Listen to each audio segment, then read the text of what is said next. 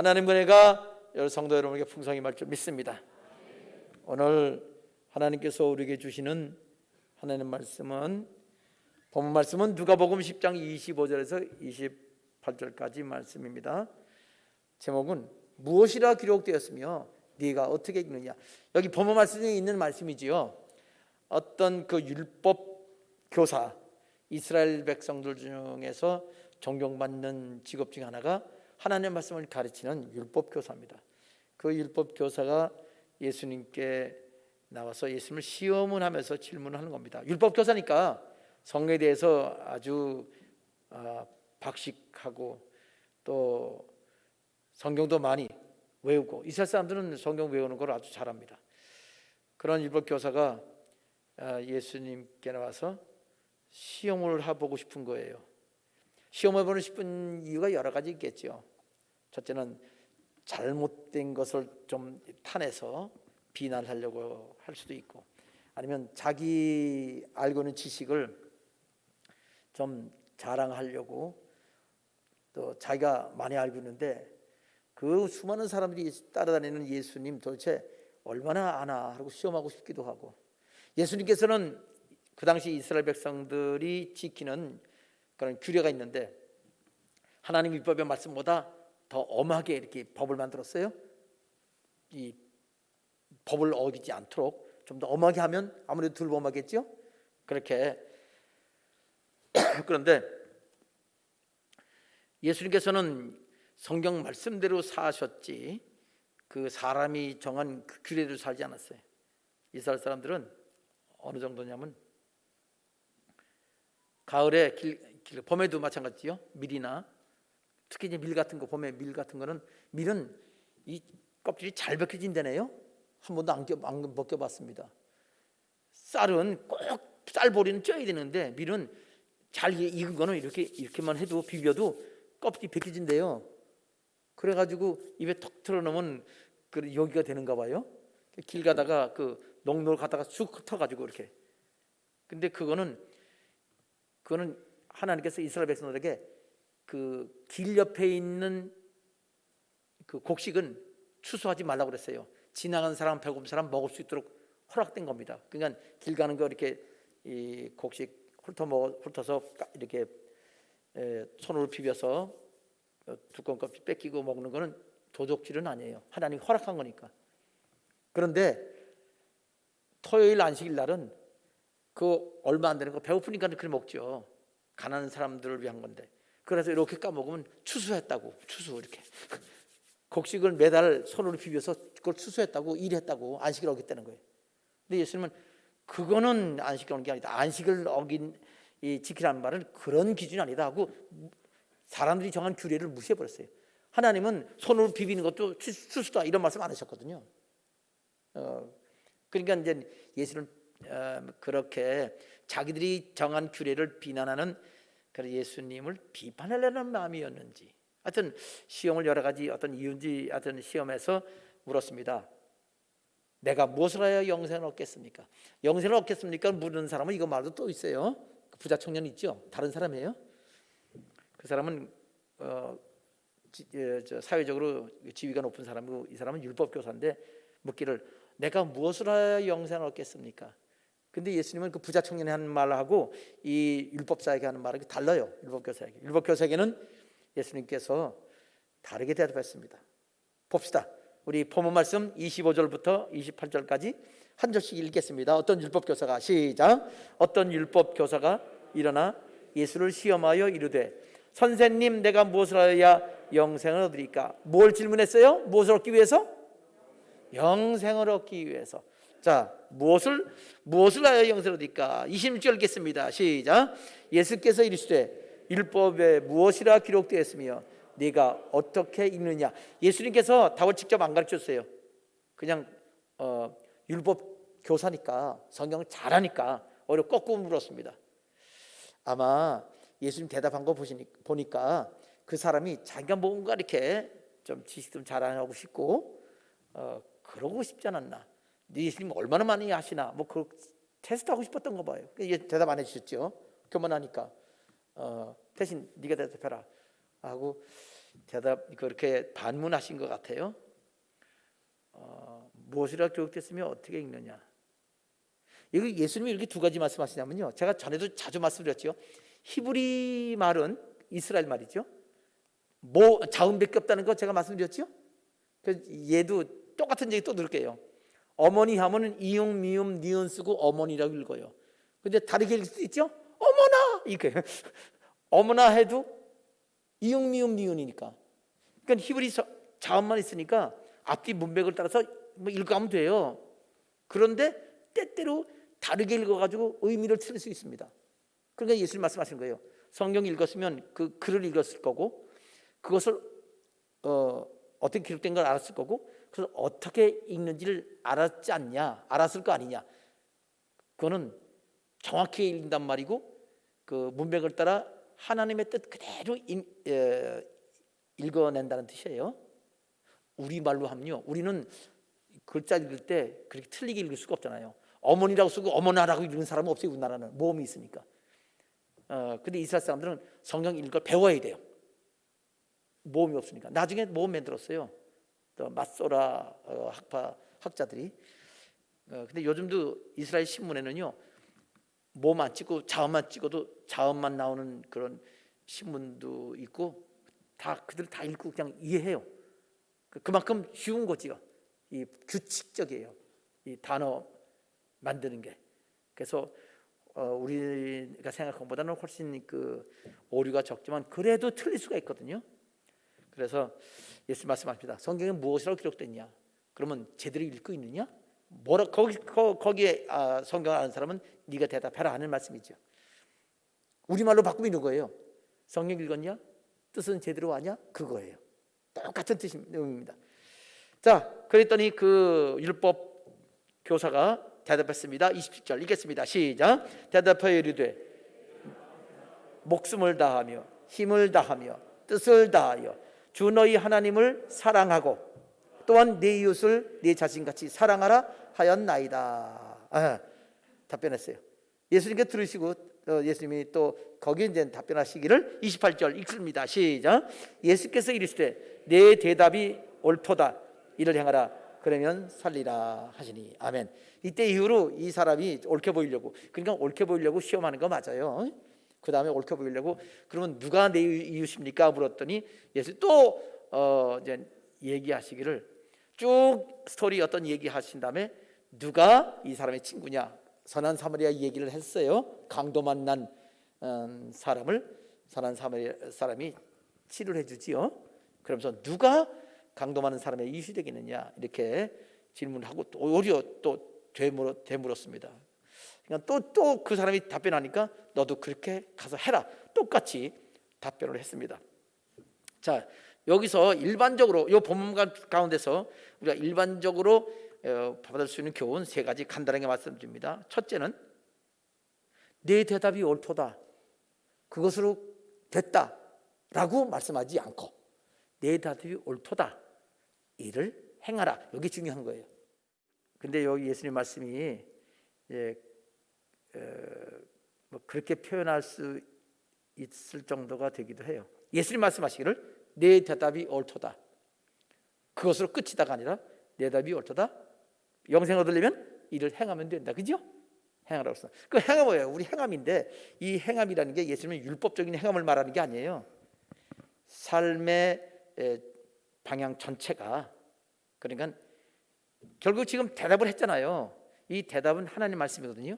이 하나님 말씀이 자기의 생각이 되고 또 이 하나님 말씀을 주신 하나님의 심정이 자기 심정이 돼서 말과 행동과 그 생활이 하나님 중심으로 살 때 그게 행동하는 거예요.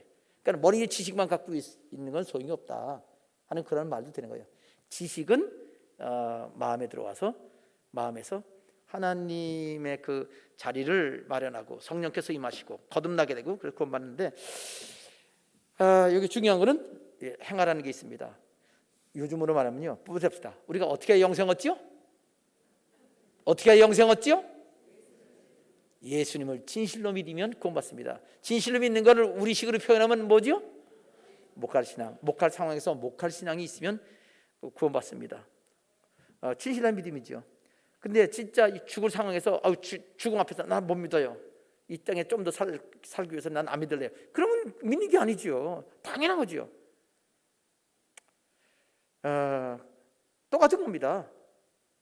이를 행하라는 게 그거예요. 우리가 목할신하는 게 말로만 목할신이 아니잖아요. 예수를 믿는데 죽음이 오더라도 포기하지 않고 믿음의 고백을 하는 믿음이잖아요. 그리고 올바른 행함이죠. 그보다 더 큰 행함이 어디 있겠어요. 그러니까 그렇게 행하라는 건 맞아요. 자, 그래서 지식만 갖고 되는 게 아니다. 우리 성도들도 이렇게 듣기만 하고 말로만 하고 내 삶에 적용 안 하고, 최소한도 하나님이 기준돼서 내가 행하지 못했으면 하나님 죄송합니다, 회개합니다, 예수님의 피가 내 모든 죄를 사해 주셔서 감사합니다, 그렇게 해야 돼요. 최소한도 죄를 졌다는 인정을 해야 되죠. 진실로 예수 믿고도 회개를 잘 안 하는 사람도 있긴 있어요. 그럼 어떤 일이 당하죠? 다윗같이 믿음 좋은 사람도 아들이 죽었잖아요. 일찍 아기 난 그 아기. 회개 안 하면 그렇게 되는 거예요. 그러니까 하나님 원리는 누구에게나 동일하게 적용합니다. 안 믿는 사람이나 믿는 사람이나 이 세상에서의 삶은 동일하게 적용되는데, 믿으면, 진실로 믿으면 천국 가고, 말씀에 순종하면 복 받는데, 믿긴 하는데 순종 못하니까, 회개 안 하니까, 회개 안 하는 것도 순종이니까 아들이 죽었습니다. 그러니까 예수 믿는 사람도 복 받으려면 진실로 믿는 사람 천국 가지만, 진실로 목할 신앙으로 천국 가는 사람도 하나님 말씀에 순종해서 복 받으시길 바랍니다. 중요한 건데, 자, 두 번째 교훈은 뭐냐면요, 예수께서 어떻게 영생을 얻겠습니까? 그랬더니 이 율법 교사에게는 율법에 무엇이라 기록되어 있으며 네가 어떻게 읽느냐 하고 말씀하셨잖아요. 이 말이 뭐예요? 성경에 답이 있어, 너 알고 있지? 라고 물으신 거예요. 여러분, 성경에는요, 인생의 행복을 위해서, 구원을 위해서 꼭 필요한 건 성경에 다 있다, 이 말입니다. 아멘입니다. 이때 아직 신약 성경이 없을 때예요. 예수님 말씀을 주시니까 그거 기록한 게 없었거든요. 구약 성경만 있는데도 예수님께서는 이 영생의 문제, 성경에 답이 있다, 네가 알고 있지 않느냐? 네가 말해라 하고 다시 되물으신 거예요. 그러니까 인생의 문제에 있어서 결국은 뭐예요? 구원받고 행복한 삶을 사는 방법, 크게 두잖아요. 천국 가는 게 제일 중요하죠. 천국 안 가면 그 사람은 안 태어나는 것만 못하죠. 천국 가는 거고, 그다음에 이 땅에서 행복히 사는 거잖아요. 그렇죠. 거기다가 하나 더 중요한 포함되면 인생을 사명으로 살고 다른 사람을 구원하고 복받게 하는 거, 똑같은 거예요. 구원받고 복받게 하는 거. 내가 구원받고 복받는 거, 다른 사람도 구원받고 복받게 하는 거. 이게 사는 거 답니다. 목사님 밥도 먹어야죠. 당연히 먹어야 그런 일 하니까 당연히 먹을 거 주시지요. 일하는 소입에 망을 씌우지 않습니다. 아멘입니다. 성경이 다 있단 말이에요, 원리는. 그러니까 그런 면에서 원리가 다 기록되어 있다. 더 이상 추가할 게 없어요.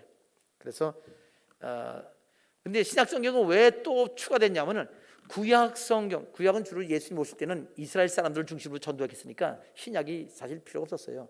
그러나 이제 이스라엘 사람을 넘어서서 전 세계 이방 사람들이 갈 때니까 구약 성경에 있는 말씀의 영적 원리, 순수한 걸, 이스라엘의 문화의 옷을 갈아입어서 전 세계인들의 옷을 입힌 그런 형태, 원리를 그렇게 알려주시려고 신약 성경을 또 기록한 것인 거거든요. 그러니까 신약 성경은 구약 성경의 해설서입니다.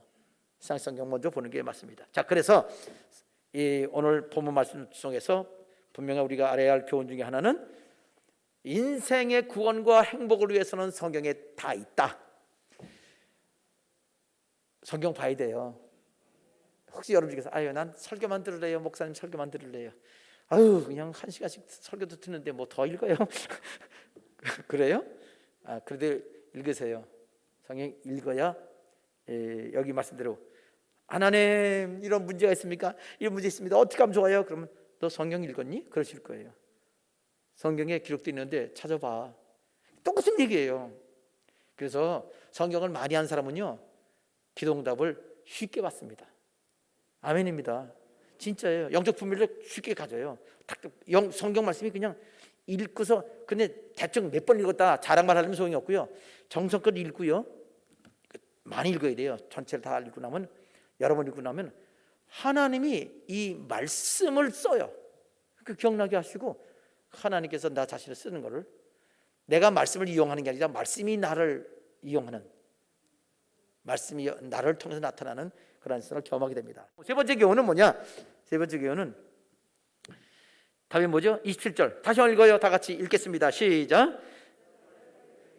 네 마음을 다하며 목숨을 다하며 힘을 다하며 뜻을 다하여 너희 하나님을 사랑하고 또한 네 이웃을 내 자신같이 사랑하라 하였나이다.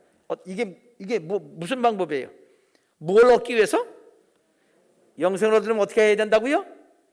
마음을 다하고 목숨을 다하고 힘을 다하고 뜻을 다하여 하나님을 사랑하고 또 내 이웃을 내 자신같이 사랑하라 했다고 했어요.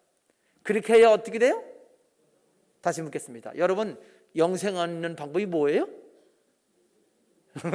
금방 이게 성경 보고 읽을 때는 그대로 읽고 이렇게 눈 쳐다보고 읽으면 좀 다르게 해.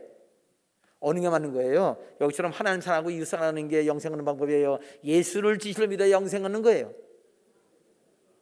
따라합시다. 두 가지가 같습니다. 같은 말이에요. 예수를 진실로 믿습니다 말을 이게 포장을 뜯고 나면 하나님을 마음을 다하고 목숨을 다하고 힘을 다하고 뜻을 다하여 하나님을 사랑하고 우리 이웃을 우리 자신같이 사랑하라는 말로 그대로 변화시킬 수 있어요. 근데 여기서 이웃 사랑하라는 말이 있죠. 솔직히 말합시다. 여러분, 미운 사람 사랑하고 싶어요? 아니죠. 그리고 사랑하지 않아도 그거는 당연해. 저런 놈은 미워해도 내가 죽이지 않은 것만 해도 다행이지 그냥. 그리고 당당하게 여기잖아요. 근데 여러분, 이걸 실천하려면 이거 대단한 거예요. 이래야 구원받는단 말이에요. 우리 이웃을 우리 자식까지 사랑 안 하면 구원 못 받아요. 아멘 안 하는 거 보세요. 하나님, 여기 무슨 어느 교회야? 말하지 말아요. 창피해서 안 되겠다.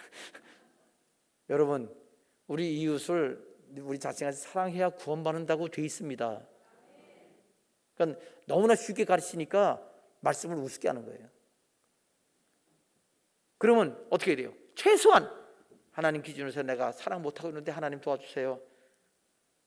그럼 뭐라고 그래요? 너 십자가 져라. 그리스도 예수의 사람은 정과 욕심을 십자가에 못 박았느니라. 날 죽여야지. 내 생각 죽여버리고 십자가 못 박아버리고 예수님 생각 내 생각 만들고, 아니면 지금 못했습니다 하고 또 회개하고 내 거 잘못된 거 내놓고 하나님 말씀을 받아들이는 거 아니에요. 아멘이 아멘 한 사람만 했어요. 아멘입니다. 근데 안 하고 싶은 게 왜인 줄 알아요? 그건 내 기준이에요. 그건 마귀 마음입니다. 그러면 또 아멘 하고도 또 그다음에 하려고 해도 안 되잖아요. 힘들어요? 아니요. 힘들지 않아요. 힘들어요? 아니요. 어떻게 해요? 불가능해요. 사람은요, 하나님 사랑도 불가능하고 사람 사랑도 불가능해요. 근데 왜 하라고 그랬어요? 사람을 불가능해도 하는 방법이 있거든요. 어떻게 하지요? 하나님 도와주세요. 저 마음을 비웠습니다. 십자가 못 박았습니다.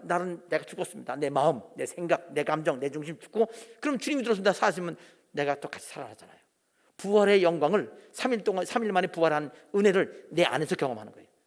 진실을 믿으면 내가 새롭게 됩니다. 내 마음이 새로 부활해요. 우리가 내 마음을 죽인다고 해서 죽어서 없어지지 않고, 죽었다가 다시 살아나 예수님과 같은 마음으로 살아서 주님과 함께 동행하는 게 승리하는 비결입니다. 자, 그러니 불가능하지만 따라합시다. 하나님 말씀은 불가능하지만 가능합니다. 무슨 말인지 알겠죠? 예, 하나님의 도우심 받으면 가능하다는 겁니다. 자, 세 가지 다 했죠? 예. 첫째, 우리가 행하는 믿음, 목각신학이라고 했어요. 그 다음에 모든 답은 성경에 있다. 그리고 예수를 진실로 믿는 믿음은 하나님 사랑, 이웃 사랑이다 라는 교훈입니다. 오늘 본문 말씀은요, 자, 제가 오늘 설교할 내용은 거예요. 율법에 무엇이라 기록됐으면 어떻게 읽느냐. 이 말은 뭐냐면, 모든 답은 성경에 있다고 그랬지만 성경을 읽고 뜻을 알아야만 된다는 거예요. 뜻을 모르면 안 되죠. 오늘 마태복음 할 거예요. 마태복음은 누가복음하고 마태복음 24장하고 누가복음 21장이 같아요. 마가복음 14장도 똑같은 얘기예요. 같은 얘기인데 조금 달라요. 그거 다른 게 묘미예요. 누가복음은 지난주 했어요. 지지난주? 근데 오늘은 마태복음 보면서 비교하면서 하겠습니다. 자, 누가복음 지난주에 했던 거예요. 복습. 자, 마태복음도 서론은 같이 했어요. 마태복음 서론에는 성전 파괴 때가 언젠지, 예수님의 임하심과 세상 끝의 징조는 어떤지 이렇게 질문했는데, 누가복음에는 성전 파괴만 질문했어요. 파괴의 때와 징조는 무엇입니까? 이게 핵심이에요. 그리고 누가복음에는 그 성전 때가 분명히 그 결론이 뭐냐면 AD 70년에 한 세대 만에 망한다. 예루살렘 망한다. 그 얘기 답을 마태복음으로 이제 열쇠로 써야 됩니다. 자, 이제 그러면서 지난번에 하고요. 서론이니까 본론부터 들어가요. 본론 뭐라고 썼죠? 열사 일반 징조라는 것은 제가 붙인 그 설명이고요. 설명 제목이고, 성경에는 미혹과 전쟁이 있다고 그랬어요. 그러나 끝은 아니다 그랬어요. 제가 중요하게 그랬어요. 끝은 아니고 진짜 중요해요. 끝은 아니란 말은 이 세상의 역사는 계속 미혹과 영적 이단과 영적 전쟁이죠. 그다음에 살육 전쟁, 나라와 사람끼리 싸우고 전쟁하는 그 일이 계속 반복될 것이다. 이 뜻이고요. 아무리 심한 전쟁과 그 아무리 심한 이단이 나타나도 세상 종말은 아니다. 종말이 되면 특별한 현상이 나타날 거다. 징조가 나타날 거다. 바로 그 다음 이제 10절부터 그 징조가 나타났죠. 자, 첫 번째, 끝은 아니다는 거 중요한 거 강조 많이 합니다. 자, 본론 두 번째. 그럼 뭐냐? 여기 전쟁이라고 불렀는데 정확히 말하면 민족이 민족을 나라가 나라를 대적하여 일어나겠고 그래 있죠. 그 다음에 지진과 기근, 누가복음에 지진이 먼저 나옵니다. 곳곳에 지진과 기근이 있다고 그랬어요. 그게 10절 11절 앞절인데, 지지난주는요 요 뒤에 전염병, 그다음에 그다음에 하늘징조 이렇게 한 줄로 썼거든요. 오늘은 이걸 둘로 나눴어요. 단락은 이 필요에 따라서 합치기도 하고 나누기도 할 수 있습니다. 마태복음 여기에 절이 짧으니까 한 줄로 써도 되지만, 마태복음과 비교하고 그다음 요한계시록하고 연결시키면요 나눠야 돼요. 그래서 오늘은 나눠서 두 단락으로 만들었습니다. 자, 한 단락 또 보세요. 뭔지 지금은 복습이니까 넘어갑니다. 그냥 전염병과 지지난주는 무라고 그랬는데 무서운 일이 있을 거고 하늘의 징조가 있을 거다. 이렇게 요거 단락이 있습니다. 자, 여기 A, B, C 붙인 거는 절을 이렇게 나눴다는 뜻이에요. A, B, C, D로 네 수로 나눴다는 뜻이고. 자, 그다음에 그때에 예수님께서는 이 모든 일 전에 박해가 있을 거다. 그래, 이거 기억하지요? 그다음에 이 모든 일 전에라는 어구는 없어도 그것에 연결된 단락입니다. 예루살렘의 큰 환난, 재앙, 징계, 형벌 이런 지진이 나서 예루살렘이 멸망된다는 것은 마태복음이 없이 누가복음만 있는 얘기예요. 그래서 요 서론하고 딱 문맥이 연결되는 겁니다. 이게 강조됐어요. 넘어가요. 그래서 예루살렘이 멸망당했는데 지금까지도 성전은 못 짓고 있어요. 이게 계속되는 겁니다. 이방인의 때. 그래서 아직도 이방인의 때라는 거예요. 제가 설교했죠, 제목이. 아직도 이거 해결이 안 됐어요. 이 사건이. 자, 넘어갑니다. 그다음에 하늘 징조가 또 나타나요. 하늘 징조 색깔이 무슨 색깔이죠? 빨간 글씨를 썼죠? 예. 그 위에 또 빨간 글씨가 또 있죠? 하늘 징조가 두 개죠? 예, 요거는 이 모든 일을 끼워넣기 위해서 하늘 징조를 둘로 쪼갠 거예요. 그래서 하늘 징조를 둘로 나눈 거는 이 모든 일 전에 박해와 큰 환난을 이건 끼어들어 있는 쐐기 단락이다라고 예수님이 아주 노골적으로 분명히 밝혀준 방식입니다. 구조 형식이고요. 넘어갑니다. 그러고 나서 주님이 오십니다. 이게 예수님 단락입니다. 자, 이렇게 그다음에 결론 나옵니다. 예수 오셨으니까 끝났고요. 결론은 뭐예요? 이런 일이 천국에 가까운 징조다. 이 모든 일을 보면 그 뭐냐면 맨 위에 역사 일반 징조 빼놓고 예수님 오신 거 맨 마지막 빼놓고 가운데가 몇 개지요? 어려워요? 5개지요. 요 7개 중에 5개 요것이 예수님이 오시기 직전에 이거 아주 가까웠을 때 나타날 징조다 이 뜻이에요. 넘어가요. 결론 두 번째 있습니다. 이 세대 전에 모든 일이 다 이루어졌다. 이 말은 이 세대가 40년이잖아요. 그건 예루살렘 멸망될 때를 주님이 명확하게 40년 이내에 다 예루살렘 멸망당한다. 멸망을 당했잖아요. 자, 이렇게 결론 내려준 겁니다. 하나는 결론 중에 첫째는 세상 종말에, 또 하나는 예루살렘, 우리 좀 1950년 전에, 50년 전인가요? AD 70년이니까 그렇죠. 1950년 전에 있었던 일을 두 개를 예언해 주신 거예요. 이게 핵심입니다. 이 누가복음에 있어서 중요한 문맥적 핵심이고요. 그다음 권면은 뭐예요? 항상 깨어 있으라. 왜 항상 깨어 있습니까? 예루살렘 멸망 때 예루살렘에 사는 사람은 그때 깨어 있어야 되고, 종말이 올 때는 종말에 있는 사람만 깨어 있으라 하면 되지. 우리는 왜 깨어 있어야 될 필요가 있죠? 아직 열심히 안 오시는데. 예루살렘처럼 망할 것도 아닌데. 아니요. 예루살렘 멸망되는 건요, 종말의 멸망과 같아요. 하나님 대적하고 믿지 않으면 망하는 게 똑같은 거고, 지금도 똑같습니다.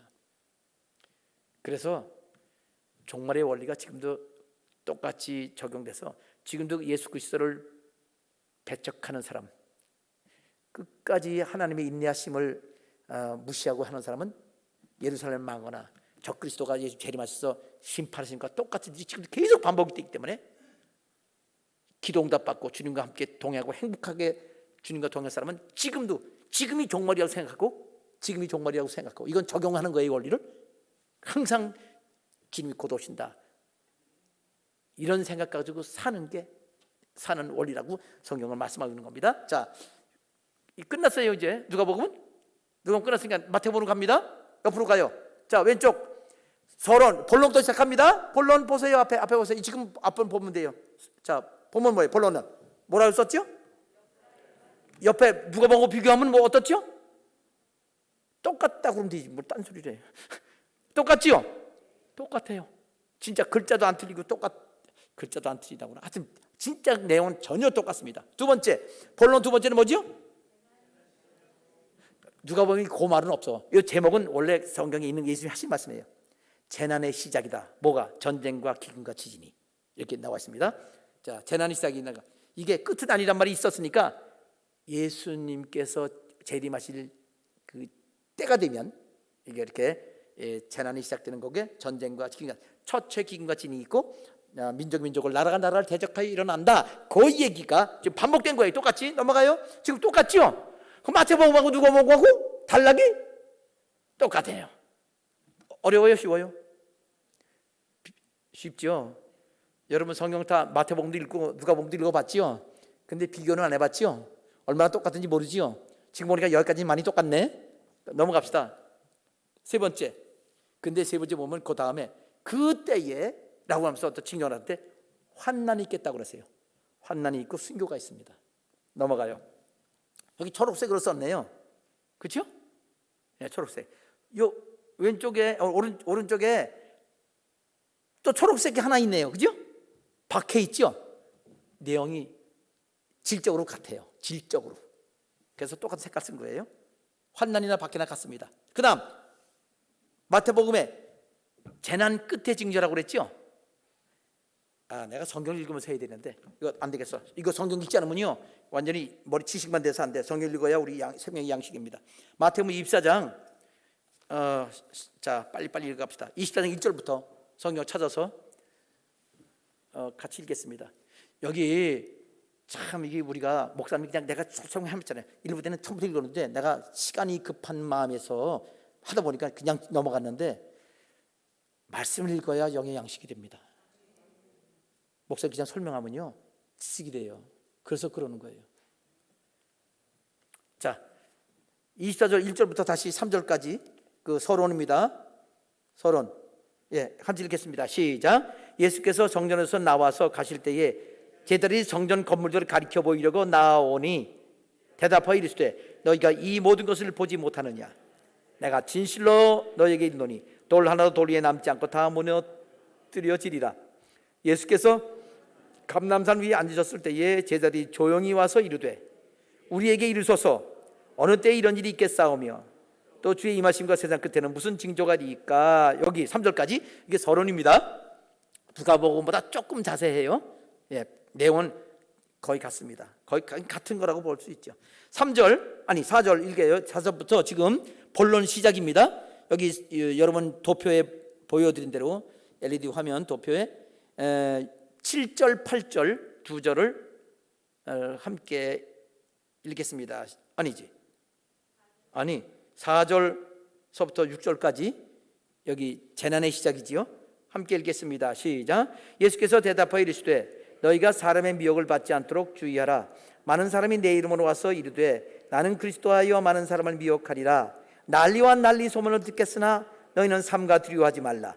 이런 일이 있어야 돼. 아직 끝은 아니라. 여기 우리가 단락을 제가 여러분 보여줬잖아요. 그러면 성경책에다가 줄 쫙쫙 그어야 돼요. 단락, 여기 단락 안 끊어져 있잖아요. 여기 중간에, 그죠? 성경책이 여러분들 제목 붙어 있죠. 그게 단락입니다. 그러나 제가 더 자세하게 단락만 넣었죠. 그러면 그걸 표시를 해주는 게 좋아요. 뭐 또 보면 또 유튜브 보면 되니까. 넘어갑니다. 그 다음에 몇 절까지 읽었어요? 7절까지, 아니 6절까지 읽었죠. 6절까지가 4, 5, 6절이 역사 일반 징조고요. 그 다음 이제 종말이 가까운 그 종말의 징조지요. 종말의 징조 시작할 때가 끝은 아니다. 다음부터 끝이 되면 그 말이에요. 끝이 되면서 마지막 끝이 아니라 끝이 가까워지면 그 말입니다. 그러니까 7절 여기 지금 본론 두 번째 EA 7절 8절입니다. 함께 읽겠습니다. 시작. 민족이 민족을 나라가 나라를 대적하여 일어나겠고 곳곳에 기근과 지진이 있으리니 이 모든 것은 재난의 시작이라. 아멘. 거기까지가 재난의 시작을 얘기했어요. 전쟁, 기근, 지진. 그 다음에 이어지는 거예요. 같은 기간입니다. 그런데 전쟁과 기근이 있다가 인을 말하고 한편으로는 그 다음에는 그리스도인들에 대한 박해가 그때 다가온다 이게. 그래서 그때로 시작합니다. 그때에 9절부터 몇 절까지라고 되어 있죠? 여기 도표에 보니까 13절까지죠. 같이 읽겠습니다. 시작. 그때에 사람들이 너희를 환난에 넘겨주겠으며 너희를 죽여요. 순교입니다. 여기서 말하는 환난은 순교에 이르는 환난이에요. 뭐 순교 당할 사람도 있고 안 당할 사람도 있지요. 순교가 포함된다 그 말입니다. 계속해서 읽어요. 너희를 죽이리니 그 다음 너희가 내 이름 때문에 모든 민족에게 미움을 받으리라. 그때에 많은 사람이 실족하게 되어 서로 잡아주고 서로 미워하겠으며 또 거짓 선자가 많이 일어나 많은 사람을 미혹하겠으며 그리고 불법이 성함으로 많은 사람의 사랑이 식어지리라. 그러나 끝까지 견디는 자는 구원을 얻으리라. 까지가 여기가 제가 나눈 단락입니다. 그 남은 한 14절은 이 위에 붙여도 되고 아래 붙여도 돼요. 따로 띄워도 됩니다. 저는 따로 띄웠어요. 여기서는 왜냐면요. 여기 여러분 성경책에는 요거도 윗단락이 붙었죠. 환난 단락이 붙었어요. 맞아요. 환난에 이어지는 의미가 있습니다. 뒤에 붙여도 돼요. 뒤에도 환난이니까. 응? 그러므로 15절에 그러므로 돼 있죠.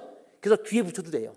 요 14절은 요게 묘미인데, 그런데 이걸 따로 빼는 이유가 요한계시록하고 단락을 영역시려면 따로 떼야만 돼요.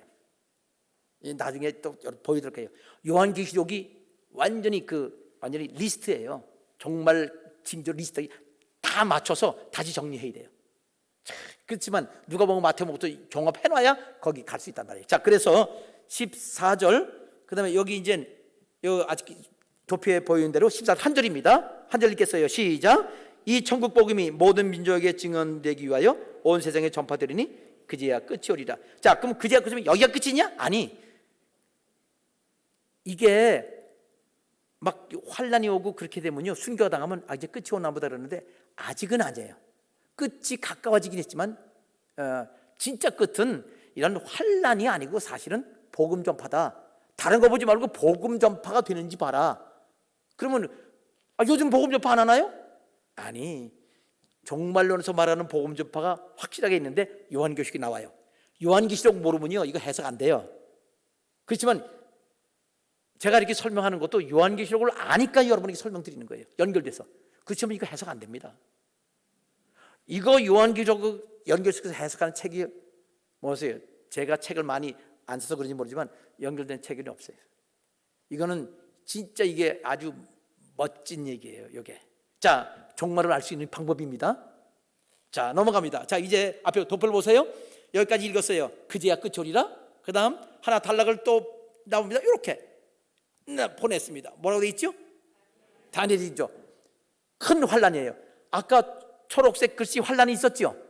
그다음에 복음 전파 다음에 복음 전파는 위아래 붙을 수 있다고 그랬잖아요. 따로 빼지 않아도 되면 큰 환난 안에 포함되어 있는 설명인데 따로 뺐습니다. 큰 환난이 갈색 있잖아요. 초록색이나 갈색 특별해서 그렇게 색깔 붙인 거고요. 다니엘 징조 보세요. 엄청납니다.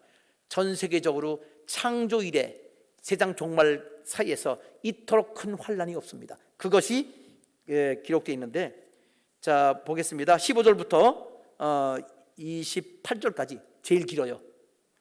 그만큼 중요한 겁니다. 자 15절부터 읽겠습니다. 그러므로 시작. 그러므로 너희가 선지자 다니엘의 말한 바 멸망에 가장 것이 거룩한 것에 선 것을 보거든 읽는 자는 깨달을진저 그때에 유대에 있는 자들은 산으로 도망할지어다. 지붕 위에 있는 자는 집 안에 있는 물건을 가지러 내려가지 말며 밭에 있는 자는 겉옷을 가지러 뒤로 돌이키지 말지어다. 그날에는 아이벤 자들과 정명인 자들에게 화가 있으리로다. 너희가 도망하는 일이 겨울에나 안식이 되지 않도록 기도하라. 이는 그때에 큰 환난이 있겠습니다. 창세로부터 지금까지 이런 환난이 없었고 후에도 없으리라. 앞으로 그런 일이 있을 거예요. 자 계속해서 22절. 그 날들을 감하지 아니하면 모든 육체가 구원을 얻지 못할 것이나 그러나 택하신 자들을 위하여 그 날들을 감하시리라. 이거 설명할 게 엄청 많지만 그냥 넘어갑니다. 23절. 그때의 사람이 너희에게 말하되 보라 그리스도가 여기 있다 혹은 저기 있다 해도 믿지 마라. 거짓 그리스도들과 거짓 선지자들이 일어나 큰 표적과 기사를 보여 할 수만 있으면 택하신 자라들도 미혹하리라. 보라 내가 너에게 미리 말하였노라. 야 이거 말은 뭐냐면요, 이단에게 넘어가지 않는 거 지금 말한 것만 알고는 안 넘어가 그 뜻이에요. 이게 여기 안에 다 있습니다. 자 24절 읽어요. 23절 어디야? 아니지 26절. 그러면 이거요 시작. 그러면 사람들이 너에게 말하되 보라 그리스도의 광야에 있다 해도 나가지 말며 보라 골방에 있다 해도 믿지 말라. 번개가 동편에서 나서 서편까지 번쩍임 같이 인자의 임함도 그러하리라. 재림은 전 지구상에 동시에 임하는 겁니다. 28절 읽어요 시작. 이 말은요, 이단에 넘어가는 사람은 원래 구원받지 못할 사람이야 이 뜻이에요. 이 구절이 설명 그건 자세히 못하니까 넘어가요. 시간 없으니까. 자 그 다음에 요거까지 환난 미혹까지 다 됐어요. 마태복음 갈색 큰 환난. 그 다음 단락은 여기 4번 뭐라고 써 있어요? 큰 환난 직후에 해달별 하늘 징조가 나타납니다. 성경 그대로예요. 큰 환난 직후니까 바로 앞에 단락 곧바로 이어서 여기 곧바로 이어서 뒤에 있습니다. 읽어봅시다. 어디 갔어? 29절이지요. 29절부터 요 한 절이네. 요 한 절 중요한 거예요. 이게 요 단락의 한 절이 요한계시록과 연결고리예요. 요거 연결고리가 돼 있어서 전체가 하나로 이어지는데 29절 읽겠습니다. 그날 시작. 그날 환난 후에 즉시 해가 어두워지며 달이 빛을 내지 아니하며 별들이 하늘에서 떨어지며 하늘의 권능들이 흔들리라. 끝났어요. 그리고 예수님이 오십니다. 마태복음에서는 여기서 예수님이 오시는데 마가복음도 마찬가지고요. 여기 누가복음도 똑같지요. 자 보세요. 지금 4번 마태복음 4번 여러분 오른쪽 왼쪽이지. 왼쪽에 큰 환난 직후 해달별 하늘 징조 있지요. 오른쪽에 가면 뭐로 돼 있어요?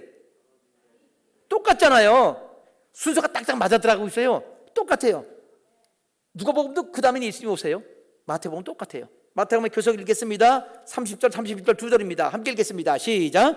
그때에 인자의 징조가 하늘에서 보이겠고 그때에 땅의 모든 족속들이 통곡하며 그들이 인자가 구름을 타고 능력과 큰 영광으로 오는 것을 보리라. 31절. 그가 큰 나팔 소리와 함께 천사들을 보내리니 그들이 그의 택하신 자들을 하늘 이 끝에서 저 끝까지 사방에서 모으리라. 예수님 오시는 걸로 본론이 끝납니다. 그럼 이제 본론 끝나면 결론이 나오겠죠? 예, 결론은 사건이 아니라 설명이 나와요. 무슨 설명? 지금까지 했던 것에 대한 설명. 예수님 오시는 거 읽었죠? 자, 30절 30절 예수님 재림입니다. 그 다음 결론입니다. 첫 번째 결론이 옆에 거하고 똑같네. 그렇죠? 누가복음하고 똑같아요. 이 모든 일 보면 가까운 줄 알라. 이 모든 일이 뭐예요? 맨 위 거 인간 일반 역사 일반 징조 빼놓고 맨 밑에 예수님 오신다는 거 직접 오신다는 사건 빼놓고 중간에 있는 그것은 예수님이 오시기 직전에 징조다. 그 가까운 거다. 앞으로 그걸 우리가 알게 될 거예요. 우리가 조금 주님 오시기 그때까지 살고 있으면 결론 1. 이거는 마지막 세상 종말입니다. 그 다음에 그거 말고 그 다음 읽어보세요. 요 도표 이 세대 전에 그거 똑같네. 누가복음하고 똑같아요. 이거는 종말 문제가 아니고요. 그 예수님 당시 40년 뒤에 예루살렘 망한다는 얘기예요. 누가복음을 통해서 확실하게 알고 이걸 마태복음 가야 되는데, 이건 마태복음만 보면서 이거 갖고 지금 예수님 오신 날짜 계산하면 안 돼요. 이건 날짜 계산으로 주신 거 아닙니다. 이건 AD 10년에 넘어간 겁니다. 자, 그다음 결론 하나 더 있어요. 마태복음에는 누가복음에 없는 거 추가된 겁니다. 자, 결론 3번 뭐라고 돼 있죠? 굵은 글씨 계속 읽어요. 36절입니다. 24장 10절 다 같이 시작. 한번 가만히 있어봐. 왜 넘어갔어? 이 세대 전에 이 일이 다 이룰 줄 안 읽었죠? 아니지. 가까운 줄 알고도 안 읽었잖아. 지금 시간이 어떻게 돼? 이거 예수님 어떡하지요? 결론 1번부터 32절도 안 읽었죠? 32절 33절 이 2번 문제를 보면 가까운 줄 알라. 32절 읽어요. 무화과나무 비유 시작. 무화과나무 비유를 배우라. 그 가지가 연해지고 잎사귀를 내면 여름이 가까운 줄 아나니 이와 같이 너희도 이 모든 일을 보거든 인자가 가까이 문 앞에 이른 줄 알라. 내가 진실로 너희에게 이르노니. 아니 가만 있어봐요. 33절까지 두 절이 이게 종말에 관한 결론이에요. 그 다음에 34절 5절은 AD 70년 예수님 당시의 예언입니다. 34절 읽어요. 내가 시작. 내가 진실로 너희에게 말하노니 이 세대가 지나기 전에 이 일이 다 일어나리라. 천지는 없어질지언정 내 말은 없어지지 아니하리라. 이거는 예수님 당시의 예언이니까 우리와는 관계없대. 우리는 아는 건 뭐냐? 예수님 말씀은 진실로 이루어지는구나. 한 세대만이 이루어질 때 한 세대만이 이루어졌거든요. 이거는 교훈으로 삼아야지. 이거 가지고 미래를 예언하는 건 안 돼요. 그럼 계속 틀리는 거예요. 예언했던 사람들이. 자, 그다음 36절부터 여기 맨 마지막 우리 도표 보는 거 맨 마지막 그날과 그 시는 아무도 모른다 돼 있죠. 36절 읽겠습니다. 시작. 그러나 그날과 그때는 아무도 모른다니 아들도 모르고 오직 아버지만 아시느니라. 아멘. 자, 그럼 보세요. 여기 이 그날과 그때는 아무도 모른단 말은 36절에 명시돼 있죠. 명백하게 나와 있는데 그 다음에 노아의 때 무슨 노아 홍수 또 그다음 뭐예요? 여기 도둑 얘기, 맷돌질하는 여자 그런 여러 가지 얘기 쭉 길게 나와요. 어디까지 나와? 24장 끝까지 같은 얘기가 나와요. 그럼 그 얘기는 뭐냐? 주님 오실 때 충성하라는 얘기 맞는데요. 지금 여기 보세요. 여기 도표 보면 그날과 그 시 아무도 모른다는 거 가려 열고 24장 몇 절? 저부터 41절은 어느 절이에요? 이게 잘못 썼어요. 51절인데 이거 잘못 썼어요. 51절입니다. 제가 고쳐야 되겠네. 그 다음에 그 끝까지 쓴 거예요. 그 다음에 또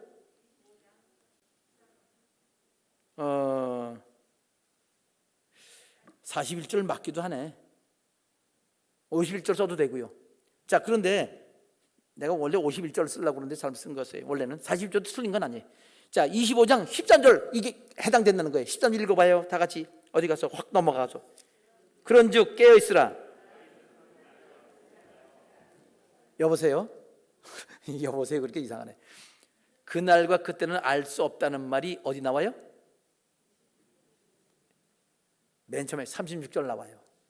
그 다음에 맨 끝에 어디 나와요? 25장 13절 나와요. 거기서부터 거기까지가 전부 다 너희는 때를 알 수 없다는 얘기예요. 여러 가지 얘기 나오지만 다른 걸로 보면 그러니까 정확하게 문단하는 건 이 큰 것이 그만큼 너희는 때를 모른다. 그 날짜와 시간 알 수 없다. 이거를 강조하신 거예요.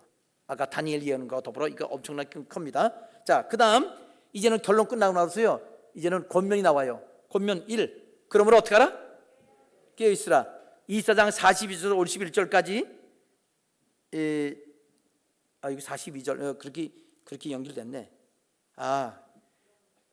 여기 권면에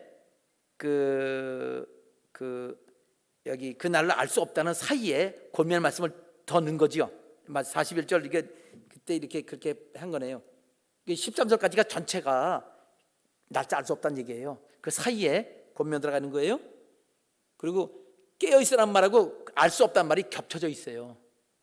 그래서 이렇게 지금 이중으로 썼어요. 25장 1절 13절까지 되어 있죠. 그 다음 두 번째 권면. 오랜 후에 25장 14절에서 30절까지 이거 이어지는 거예요. 이거는 달란트 비유예요. 공중강림하신 다음에 믿는 사람들 상급 심판하시는 거예요.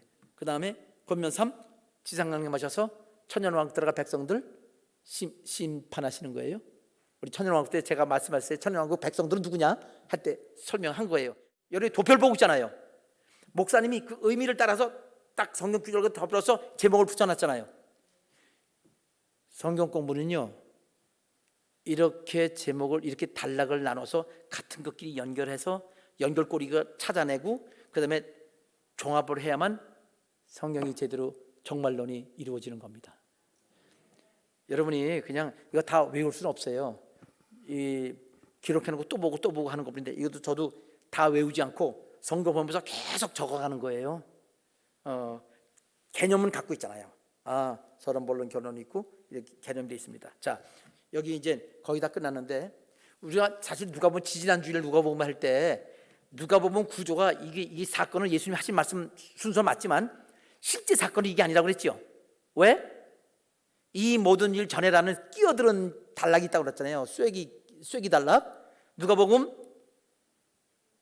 21장 12절에서부터 24절까지가 그 끼어드는 단락이에요. 아까 설명했지만 그 사이에 하늘 징조를 둘을 벌려놓고 끼었다고 그랬죠.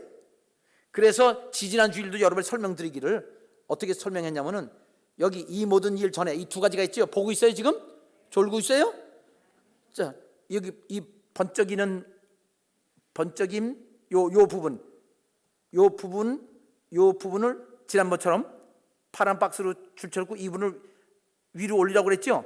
이 모듈 전이니까 본론 1번보다 더 앞으로 가야 돼요. 그래서 여기 옛날에는 왼쪽 화살표였는데 이제 오른쪽 화살표 자리가 없잖아 지금 마태복음 때문에. 그래서 일부러 빨간 화살표로 쭈르륵 올라갔어요. 여기 자리를 내야 돼. 자리 냈어요. 여기에 이 자리를 파란 칸으로 옮겨서 이렇게 옮겨간 다음에 그 다음에 본론 위치 달라지고 요 밑에 있는 파란 지우면 이게 제대로 순서예요. 누가 보면 사건 지지난주에 한 거예요. 이렇게 보면은 이거를 여기 똑같은 줄 알았어요. 이렇게 똑같은 줄 알았는데 이렇게 달라진 거예요. 이렇게 그렇죠? 이 상태대로 맞춰줘야 돼. 그런데 여기도 마태복음도 몇 개는 달라요. 몇 개는 조금 이렇게 바꿔줘야 돼. 누가복음처럼 확실히 안 나타나서 잘 몰라요. 요한계시록과 비교하면 마태복음도 뭔가 조금 이렇게 뭔가 조정을 해야만 이게 맞아지게 돼 있어요. 지금 다음에 이거는요. 다음에는요. 이게 똑같은 걸 딱 하고 그다음에 다른 거 표시해서 이렇게 다르다. 그리고 이걸 나중에는 하나로 맞춰요. 요한계시록 다르고 다니엘서 해서 이게 딱 하나가 되는 것을 보여드릴 거예요.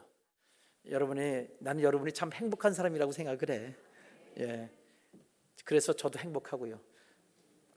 기도하겠습니다. 아버지 하나님, 오늘 이제 누가복음 지난주 이렇게 구조를 살펴봤고 오늘 마태복음도 단락을 이 문맥을 따라 구조를 살피면서 단락을 나누어서 아버지 하나님 도표로 만들어서 누가복음과 대조해서 아버지 하나님 우리 성도들에게 이렇게 제시해 주었습니다.